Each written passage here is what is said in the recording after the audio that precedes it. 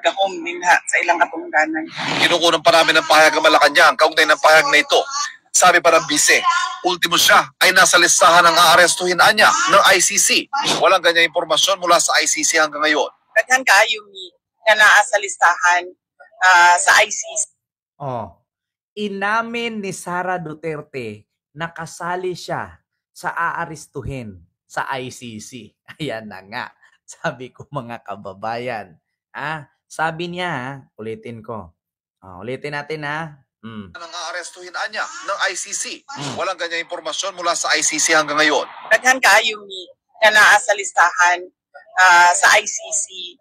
Nahibaw ko kay pag-abot na ako dito, nakatingala ko nga nung sa sugod, pwede pa ko mabisita kada adlaw.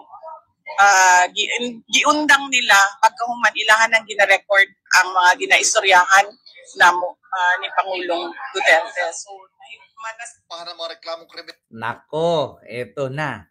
Si Sara mismo nagsabi na kasali siya sa arestuhin ng ICC kasi habang nandun daw siya, bumibisita sa tatay niya, pinatigil, no? At nire-record na daw ang usapan ng kanilang ama. Nako, eto na, mga kababayan. Sara Duterte inamin na isa siya at kasali siya sa aarestuhin ng ICC. Nako, sabi ko nga sa inyo mga kababayan, kung ang mga Marcos noon nag-exile sa Hawaii, posible kaya na mga Duterte mag-exile sa Netherlands? Pero panghabang buhay yun. Ang mga Marcos nakabalik sa Malacanang. Ang mga Duterte habang buhay sa kulungan. Ay naku mga kababayan. Hala. Ulitin natin. Dito, nakatingala ko nga nung sa sugod, pwede pa ko mabisita kada adlaw. Giundang nila pagkahuman ilahan ng gina-record ang mga ginaistoryahan ni Pangulong Duterte. So, nasabdan ako nga nagapaminaw sila sa amuang ginaistoryahan. Hinihingan namin ng pahayag ng ICC kaugnay nito. Nakapiit sa dating Pangulong Duterte sa ICC Detention Center bilang isang suspect. Para sa GMA Integrated News. Sara Duterte. Inamin na. Hala. Alam na.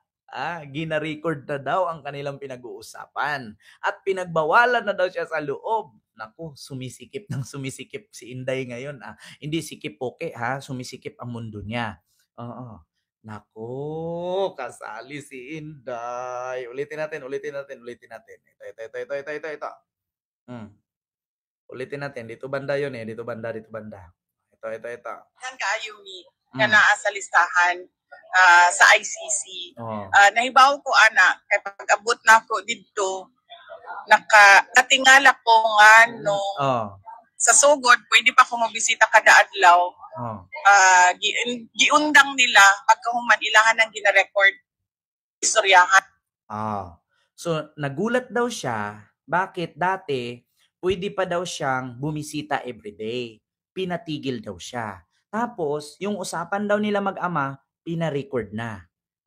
Tapos marami daw sila, siyam daw sila na nasa huhulihin ng ICC. Bulaga. Ala, nako. Mga kababayan.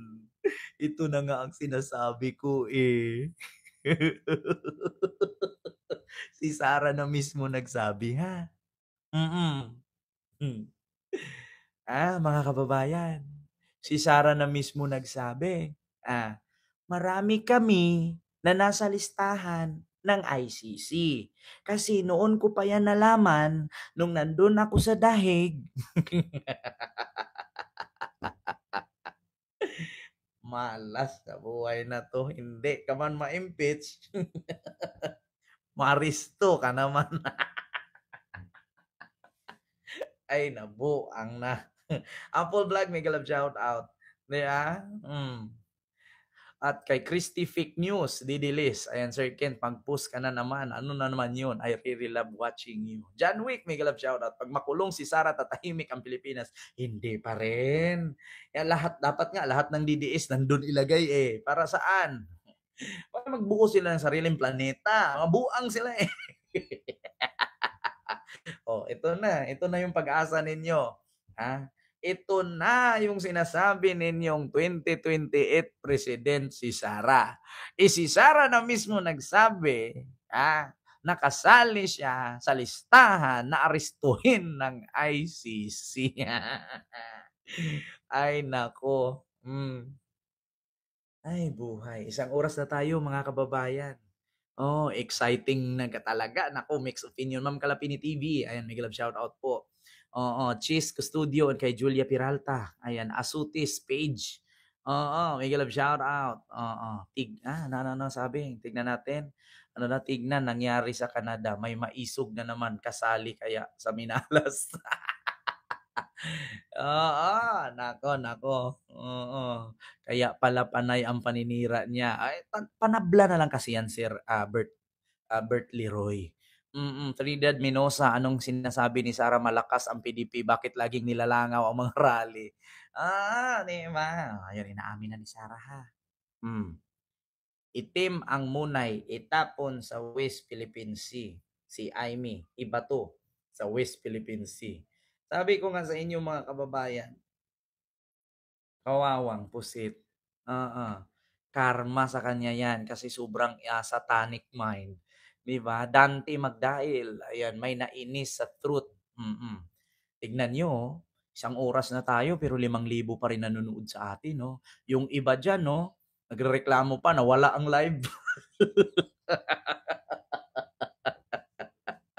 Yeah, 1 oras na tayo. 5,000 pa rin nanonood sa atin. No? Hindi nila kayalan. Yung iba dyan nagreklamo na wala yung live.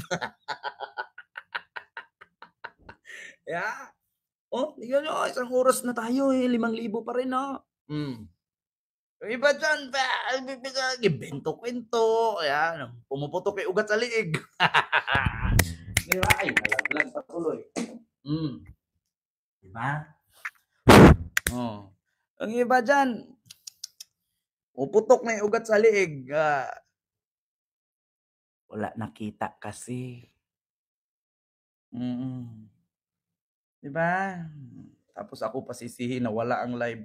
Kung hindi ka ba naman tanga, ID, passport, credit card, bawal talaga yan ilabas.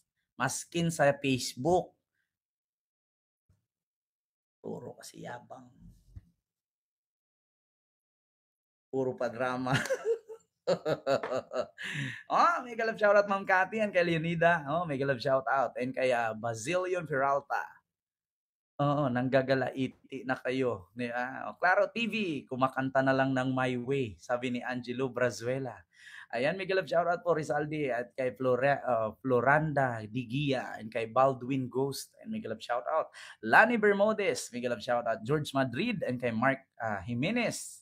Ayan, kaya nga Ken, may kasabihan, karma always give you back to you.